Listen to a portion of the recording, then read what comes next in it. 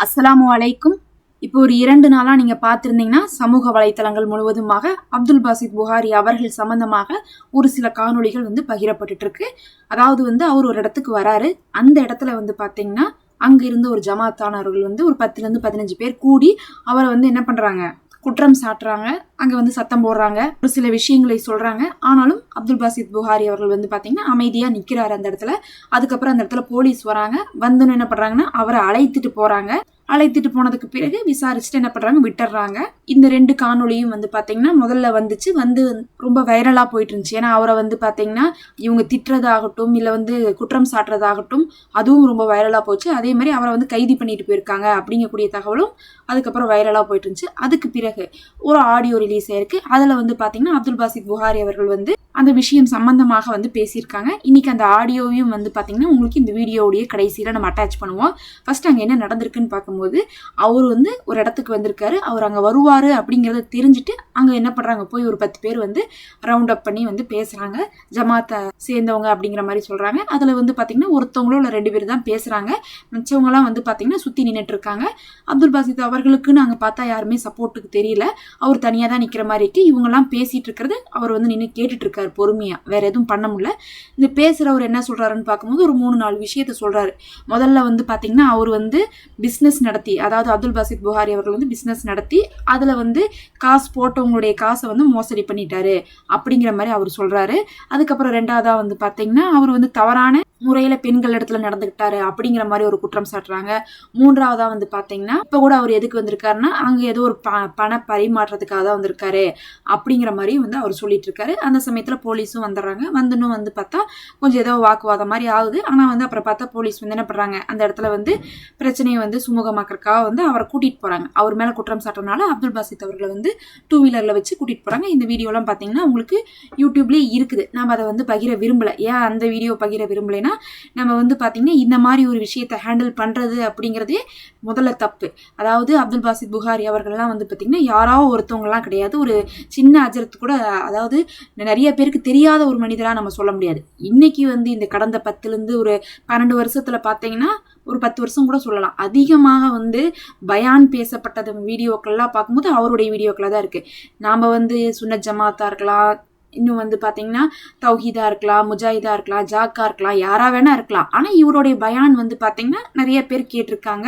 அது shorts video ஆகட்டும் இல்ல மெயின் வீடியோ ஆகட்டும் நிறைய வீடியோக்கள் பகிரப்பட்டிருக்கு. அதுல ரொம்ப முக்கியமா அவராலவே பகிரப்பட்டதை விடவும் அவரதை எடுத்து யார் வேணா பகிர்ந்து என்ன பண்ணிருக்காங்க, யூடியூப்ல ஏர்ன் பண்ணிருக்காங்க. அதுதான் உண்மை. நான் அவருடைய வீடியோக்கள் பார்த்திருக்கேன். அதுல இருந்து பயான்கள் எடுத்திருக்கோம். நம்ம சில விஷயங்களை இப்ப துல்ஹஜ் மாசம்னா துல்ஹஜ் மாசத்தை பத்தி சில விஷயங்கள்லாம் அவர் சொல்லுவார். என்ன செய்யணும், என்னென்ன அறிவிப்பு வந்திருக்குன்னு சொல்றதெல்லாம் நம்ம எடுத்திருக்கோம். நோட்ஸ் எடுத்து நம்மளுடைய வீடியோல நாமளும் பயான்லாம் போடுறோங்கிறதுனால போட்டிருக்கோம். ஆனா அவருடைய வீடியோ அப்படியே எடுத்து நம்ம போடல. ஏன்னா ஒருத்தவங்களுடைய வீடியோவே எடுத்து போடுற மாதிரி இருந்தா நமக்கு சேனலுக்கு பாத்தீங்கன்னா ரீயூஸ்ட் பிரச்சனை வரும்னு சொல்லிட்டு நம்ம போடல. ஆனா ஒரு சிலர் பார்த்தா நம்மளால செஞ்சு போட முடியாது, நமக்கு டைம் இல்ல, அதே நேரத்துல நம்ம மத்தவங்களது பாத்தீங்கன்னா பர்மிஷன் கொடுக்குறவங்களது போடலாங்கிற மாதிரி அவங்க போட்டிருக்காங்க. அது தப்பில்லை. ஏன்னா அப்துல் பாசித் புகாரி அவர்கள் என்னுடைய வீடியோ நீங்க பகிர வேணாம்னு யாருக்குமே சொல்லல. அதனால உங்களுக்கு ரீயூஸ்ட் ப்ராப்ளம்லாம் வராதுன்னா நீங்க அதை ஃபேஸ் பண்றதுக்கு ரெடியா இருந்தா போட்டுக்கலாம். அந்த மாதிரி பல சேனல் இன்னைக்கு வரையும் எனக்கு தெரிஞ்சு நேத்து காலையில கூட, நேத்து மதியானம் கூட அப்துல் பாசித் அவர்கள் பேசிய பழைய பயான்கள் வீடியோக்களை இன்னுமே எடுத்து போட்டிருக்காங்க. ஒரு பொது இடத்துல பேசுறாருன்னா அதை பாத்தீங்கன்னா ஒரு ஃபுட்டேஜா வெளியே வருதுன்னா அந்த ஃபுட்டேஜ் எடுத்து இப்படி பகிர்ந்துக்கிறாங்க. அதை வச்சு அவரை பாத்தீங்கன்னா இன்னைக்கு பெரும்பாலுமான மக்களுக்கு தெரியும். முஸ்லீம் சமுதாயத்துல அதுவும் தமிழ் பேசக்கூடியவங்க அப்படின்னு பார்க்கும்போது, ஏன்னா அவர் தமிழ்ல தான் அவருடைய உரையெல்லாம் நிகழ்த்திருக்காரு. அப்படிங்கும்போது அவர் ஒரு அடையாளமா இருக்கக்கூடிய மனிதர். ஒருவேளை அங்க ஏதாவது ஒண்ணு நீங்க சொல்றது உண்மையா இருந்திருக்கலாம், இல்ல உண்மை இல்லாம இருக்கலாம். அந்த வீடியோல கூட அவர் சொல்றது உண்மையா இருந்திருக்கலாம், இல்ல உண்மை இல்லாம இருக்கலாம். அல்லாஹ் தான் நன்கறிவான். ஏதோ ஒரு குற்றம்னா கூட அதை அவரை நான் எக்ஸ்போஸ் பண்றேன், மீடியால மத்தவங்களுக்கு காட்டுறேன், அவர் யாருன்னு மத்தவங்க தெரிஞ்சுக்கிட்டும் அப்படிங்கிற மாதிரி அந்த வீடியோ போட்டிருக்காங்க. அதாவது அந்த ஒரு 5 நிமிஷம் அவங்க திட்டுறாங்க. அவர் நின்னுட்டு இருக்காரு. அப்துல் பாசித் புகாரி அவர்கள் நின்னுட்டு இருக்காரு. சும்மா தான் நின்று இருக்காரு. அவர் எதுவும் பேசல. ஏன்னா அந்த இடத்துல பேசினா சண்டை வந்திருக்கலாம், கை கலப்பாயிருக்கலாம், இல்ல அவருக்குன்ட்டு அந்த இடத்துல பேச முடியாம போயிருக்கலாம். ஏன்னா ஒரு 10 பேர் ரவுண்ட் அப் பண்ணி பேசும்போது யாராலையும் பேச முடியாம கூட போகும். அந்த மாதிரி எதிர்பார்க்காம ஒன்று நடக்கும்போது நம்ம பக்கம் நியாயமே இருந்தாலும் பேச முடியாது. அந்த மாதிரி இருக்கும். ஏதோ ஒரு விஷயம் இருந்திருக்கும். அது கரெக்டா இருக்கலாம், தப்பா தப்பா இருக்கலாம், ஒரு பக்கம் வந்து நியாயத்தை பார்த்து நம்ம பேச முடியாது, 2 பக்கமுமே தவறு இருந்திருக்கலாம், 2 பக்கமுமே அவங்கவுங்களுக்கு நியாயம் இருந்திருக்கலாம். அது எதுவா இருந்தாலும் சரி, அதை வந்து பாத்தீங்கன்னா அந்த வீடியோல காட்டணும், அல்ல அவரை வந்து ஒரு 5 நிமிஷம் வந்து அந்த இது பண்ணணும் அப்படிங்கிற மாதிரி செய்யறது வந்து சரியில்லை. ஏன்னா இத்தனை வருஷம், இந்த 10 வருஷமா அவருடைய பயானை பார்த்து தமிழ் சமுதாயத்துல வந்து பாத்தீங்கன்னா, தமிழ் முஸ்லீம் சமுதாயத்துல இப்ப வந்து பார்த்தா அவர் ஒரு பெரிய ஒரு ஆளாக இருக்கும்போது அவரை வந்து இப்படி வந்து நம்ம இன்சல்ட் பண்றதுங்கிறது இது எல்லாருக்குமே பாதிக்கும். பொதுவாகவே வந்து ஆலிம்களே இப்படிதான் அப்படிங்கிற மாதிரி பேசிடுவாங்க, பயான்லாம் சொல்லுவாங்க, ஆனா பார்த்தா இவங்களுடைய லைஃபே இப்படிதான் இருக்குது அப்படின்ட்டுருவாங்க. மற்றவங்களுக்கு தீனி கொடுக்குற மாதிரி போயிடும். ஏற்கனவே வந்து முஸ்லீம் இது மேல வந்து பாத்தீங்கன்னா உங்களுக்கே தெரியும், சொல்லவே தேவையில்லை, ஏதோ ஒன்று வந்துருச்சுன்னா அதை வந்து பாத்தீங்கன்னா குத்தி காட்டுறதுக்கு மற்றவங்களுக்கு காரணமா போயிடும். அந்த மாதிரி நம்ம செய்யக்கூடாது. ஒரு கண்ணியத்தை கருதியாவது நம்ம என்ன பண்ணோம்னா, இப்ப நமக்கு என்ன வேணும், நம்ம காசை விட்டுருக்கோம் அப்படின்னா நமக்கு வேணுங்கிறது காசு தான். இப்ப அவர்கிட்ட வந்து நம்ம காசு போட்டு நம்ம காசு விட்டுட்டோம்னா நம்ம என்ன பண்ணுவோம், சட்ட ரீதியா வந்து நடவடிக்கை எடுக்கணும், போலீஸ்ல போய் கம்ப்ளைண்ட் பண்ணணும், அதுக்கான முயற்சிகள் பண்ணணும். ஏன்னா அப்பதான் நமக்கு அந்த காசு வரும். வேற ஒரு வீடியோ 5 நிமிஷம் போட்டா மட்டும் நமக்கு வராது. ஒரு விஷயத்தை நம்ம வந்து பொது வழியில வந்து எடுத்து வைக்கிறோம்னா அதுக்கு தேவையான ஃபுல்லா ஆதாரங்களோடு தான் வந்து பாதிக்கப்பட்டவங்க வந்து கொண்டு வர மாதிரி இருக்கும். அதாவது போய் நம்ம வந்து ஒருத்தவங்களை திட்டி அதை வீடியோ போடுறது மூலமா மட்டுமே அதுக்கான வந்து ஒரு நியாயம் கிடைச்சிரும்னு நம்ம சொல்ல முடியாது. அவங்கள்ட்ட என்ன ஆதாரம் இருக்கோ, என்ன வந்து அந்த சிச்சுவேஷன்ல அவங்க இருக்காங்களோ அதை வந்து முதல்ல வந்து சட்ட ரீதியா எடுக்கிறது தான் இந்த மாதிரி பாப்புலரா இருக்கிறவங்களெல்லாம் வந்து டீல் பண்ற கரெக்டான வே. அதை விட்டு போட்டு இப்படி செய்யறதுங்கிறது இது எல்லாருக்குமே ஆன சங்கடம் தான். அதுவும் இப்படி செய்யறது வந்து பாத்தீங்கன்னா ஒரு கண்ணியமற்ற செயலாதான் வந்து தெரியுது. இது வந்து எந்த ஒரு சொல்யூஷனையும் கொடுக்காது. மாறாக வந்து பாத்தீங்கன்னா இஸ்லாத்திற்கும் இன்னும் வந்து பாத்தீங்கன்னா இந்த மாதிரி வந்து பயான் செய்யறவங்களுக்குமே வந்து ஒரு கெட்ட பேரை தான் கொடுக்கும். அதை தான் நம்ம வந்து அந்த வீடியோவை பார்க்கும்போது தெரிஞ்சுக்க முடியுது. அதனால உண்மையாலுமே தப்பே இருந்தாலும் கூட அதை இந்த முறையில வந்து அணுகாம கண்ணியமாக ஒரு சோசியல் பிளாட்ஃபார்ம்ல தான் வந்து அவரை காமிச்சு பேரை கெடுக்கணும் அப்படிங்கிற மாதிரி நினைக்காம அதிகமானவங்க இப்படி நீங்க கையாளவே கூடாது. அதை நீங்க கண்ணியமா தான் கையாண்டுருக்கணும். இது எதுக்கு நீங்க சோசியல் மீடியா கொண்டு வந்து அவரை எக்ஸ்போஸ் பண்றோங்கிற மாதிரி நீங்க என்ன பண்றீங்க, நடத்துறீங்க. ஆனா அவரை மட்டும் இல்லை, நீங்க இத்தனை வருஷம் அவர் செஞ்சுட்டு இருக்கிற வேலை, அவர் பரப்பின தீனு நன்மைன்னு எல்லாத்தையுமே இப்ப என்ன பண்றாங்க, இவங்க கேள்விக்குறியாக்குறாங்க. இது எல்லாருக்குமே மனசு கஷ்டமா தான் இருக்கு. அவரை நிக்க வச்சு கேள்வி கேட்ட விதமே வந்து பாத்தீங்கன்னா நமக்கு பிடிக்கல. அதனாலதான் வந்து அந்த வீடியோவா பகிராம அதுல என்ன நடந்துச்சு அப்படிங்கறத சொல்றோம். ஆனா தவறு யார் பக்கம் அப்படிங்கிறது அல்லாஹ் நன்கறிவான். இப்ப வந்து அது சம்பந்தமாக அப்துல் பாசித் புகாரி அவர்களே ஒரு ஆடியோ ரிலீஸ் பண்ணிருக்காங்க. அதை நம்ம போடுறோம், அதை நீங்க கேளுங்க. ஆமா, நான் தேடிக்கொண்ட பிரச்சனை தான். நான் தேடிக்கொண்ட பிரச்சனைக்கு அல்லாவோட உதவியை கொண்டு நான் தான் அதுக்கு தீர்வு காணணும்னு போராடிட்டு இருக்கிறேன், முயற்சி பண்ணிட்டு இருக்கிறேன், நின்னு ஃபேஸ் பண்ணிட்டு இருக்கிறேன். நின்னு ஃபேஸ் பண்றவனையும் முயற்சி பண்றவனையும் கை கொடுத்து தூக்கி விடலாம் பரவாயில்ல, கையை தட்டி விட்டு குழி தோண்டி புதைக்காம இருக்கணும். அந்த வழியை செஞ்சுட்டு எப்படி பாதிக்கப்பட்டவங்களுக்கு நீதி கிடைக்கும்னு நினைக்கிறீங்க? ஒருத்தரை முற்றிலுமா ஒழிச்சு விட்டுட்டு அவனை எழுந்துக்கவே செய்ய விடாம பண்ணிட்டு அவனை எந்த காசு பணமா அவன் பக்கத்துல நெருங்க விடாம பண்ணிட்டு அவங்க மத்தவங்களுக்கு பாதிக்கப்பட்டவங்களுக்கு காசை கொடுக்கணும்னா எப்படி கொடுப்பான்? யாரு கொடுப்பா? எப்படி கொடுக்க முடியும்? நீதியை நேர்மையா செயல்படுத்த விரும்புறவன கொஞ்சம் சறுக்கிட்டானா கை கொடுத்து மேல தூக்கி விடணும். அவனை முற்றிலுமா அழிக்கணும்னு நினைக்கக்கூடிய இந்த குணம் என்ன குணம்? என்ன உங்களுக்கு அப்படி என் மேல வைத்தறிச்சல்? உங்களுக்கு என்ன? உங்களுக்கு என் மேல பொறாம வந்துருச்சு? அப்படி என்ன? நீங்க வந்து ஒருத்தனை வந்து இப்படி ஒருத்தனை குழி தோண்டி புதைக்கணுங்கிற அளவுக்கு என்ன எண்ணம்? நான் உங்களுக்கு என்ன பண்ணிட்டேன்? அப்படி என்ன பண்ணிட்டேன் உங்களுக்கு? எவ்வளவு வன்மத்தை கக்குறீங்க? எல்லாரும் சொல்றாங்க உங்களுக்கு கீழேயே, ஏங்க அவரை போட்டு இழுத்து 2:30 மணிக்கு உட்காந்து கமெண்ட் எழுதிருக்கீங்க? அவரை பத்தி வைத்தறிச்சலா? என்ன உங்க மனசுல என்ன இருக்கு சொல்லுங்க? ஒருத்தர் அழியணும் இருக்கா? ஒருத்தர் சாவணும் இருக்கா?